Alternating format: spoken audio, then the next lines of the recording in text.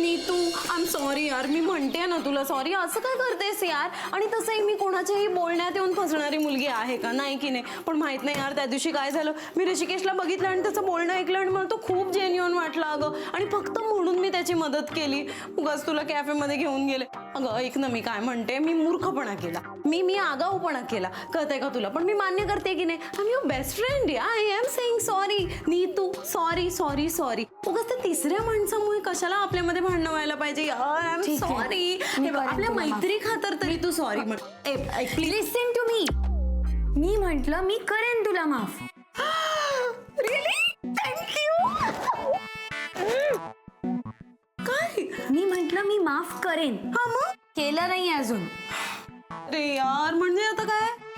माफी हवी असेल तर त्या मूर्ख माणसाला फोन कर आणि आत्ताच्या आत्ता झाप त्याला. मी?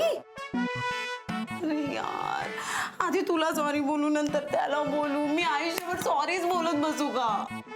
तो माझा लुकआउट नाहीये. कंडिशन जपल्या. माफी हवी असेल तर त्याला फोन कर आणि झाप. नाहीतर इट्स ओके.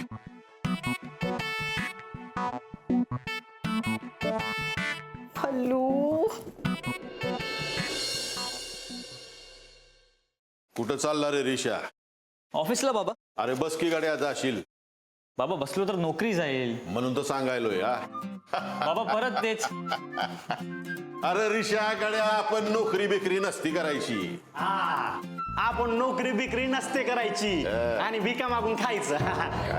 नाही, लोक याला भीक तरी का देतील? म्हणजे हा भिकारासारखा थोडी दिसतो, माझ्यासारखा श्रीमंत दिसतो. सुम्या, नाही नाही नाही, मला एक सांग, नोकरी न करणारा प्रत्येक माणूस भिकच मागतो का? हा, त्याच्याकडे दुसरा पर्याय नसतो. आणि माझ्या रिशाकडे तर पर्याय आहेच.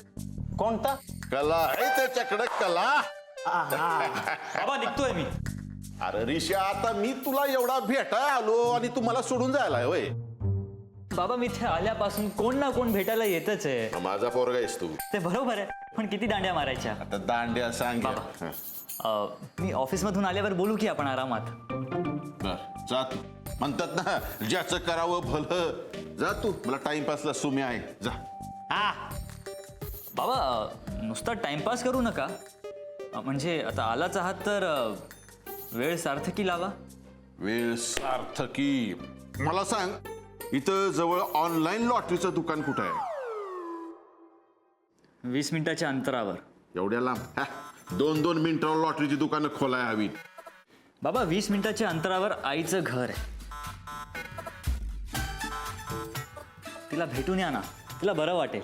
नाही ना ग, एक भांडण झालेलं आहे, माझा दिवसाचा कोटा संपलेला आहे, आता हेवी होईल मला. जातो. अरे नाश्ता कसा बसा गिळलाय मी, आता दुपारच्याला काहीतरी बरं कर बाबा. तुम्हाला जेवायला काय आवडतं? मला खरंच गाडी शिकायची यार. आणि मी रोज प्रॅक्टिस करते ना प्रॅक्टिस. काय तर प्रॅक्टिस करते, सांग तिला. क्लचवर पाय ठेवते आणि गाडी नुसती भुरभुर भुरभुर भुरभुर. इंडिकेटर लावा म्हणलं तर वायपर लावून ठेवते. गाडीचं स्टेअरिंग तर असं फिरवते जसं काय लहान पोरांची गाडी आहे. बासा खूप झालं. मी तुम्हाला इथे मदत मागायला आली आणि तुम्ही मलाच डिस्करेज करू नका.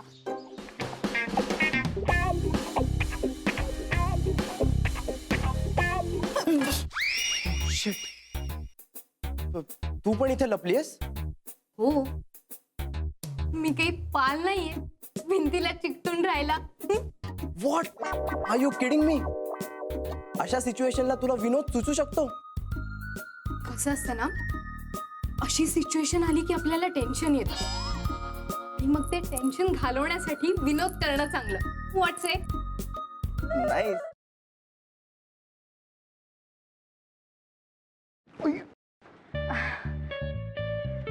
सॉरी. It's okay. हे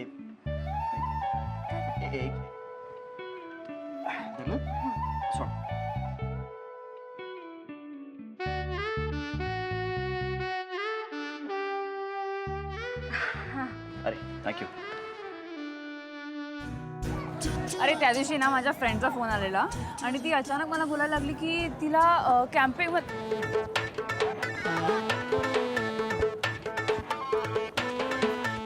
काय करतोयस? मी पळतोय.